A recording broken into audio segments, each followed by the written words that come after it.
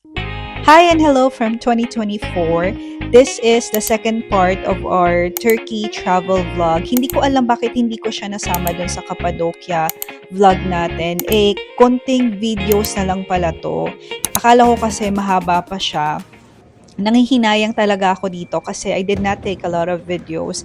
Instead, nag-take ako ng mga photos, but still, it's a memory. So, at least ngayon, nalaman ko na mas gusto ko pala yung mga moving objects, kaya mas marami akong kinukuhang videos na.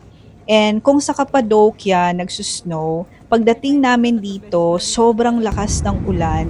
And nung first day namin, akala namin hindi kami makakalabas. Pero walang makakapigil sa amin. And lumabas kami, bumili na lang ako ng raincoat kasi wala akong dalang payong. And nung first day nga ay nag-explore kami around Galata Tower. Tapos nagtry lang kami ng ibang mga dishes. Nagtry lang kami ng ibang mga foods na hindi pa namin nakakain. And nung time na to, yung Galata Tower ay nire-renovate. So, hindi talaga namin nakita yung full beauty ng Galata Tower. Pero at least nakita pa rin namin siya. Pero dun sa na-observe ko dito sa travel na to, although marami ka rin naman makikita talaga dito sa Istanbul, I actually prefer yung Cappadocia. Mas gusto ko pa talaga yung nature. Mas gusto ko yung marami ako nakikitang mga puno and basta yung may mga history and all.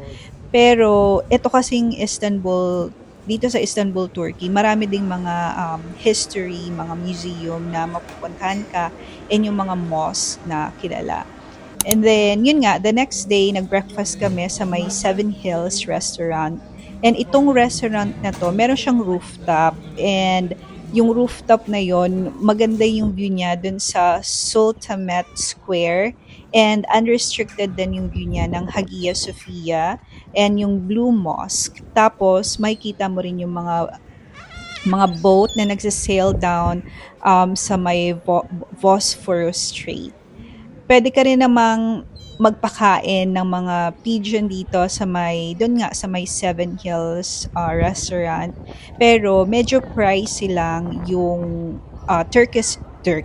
yung Turkish breakfast nila. Pero sobrang daming choices, sobrang massive nung breakfast nila.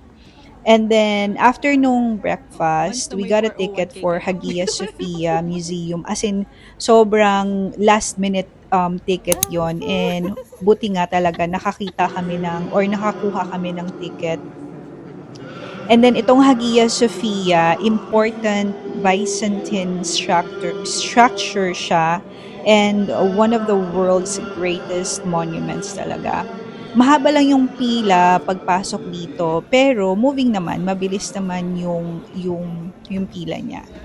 And then after natin dito sa Hagia Sophia,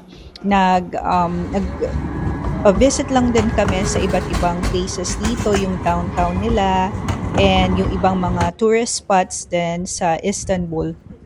And another thing na nangyari na naman sa akin, nawala ko or hindi ko alam kung anong nangyari dun sa isang credit card ko na na ginamit ko. Basta parang all of a sudden nawala na lang siya. Good thing na pa-block ko kaagad yung credit card na yon. And after naman nun, okay na.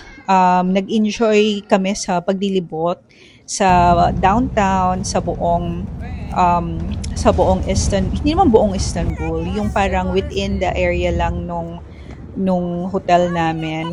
Nakapag-try kaming mag-ride ng train, nakapag-try kaming mag-ride ng bus, and napuntahan namin yung mga specific spots na gusto naming puntahan.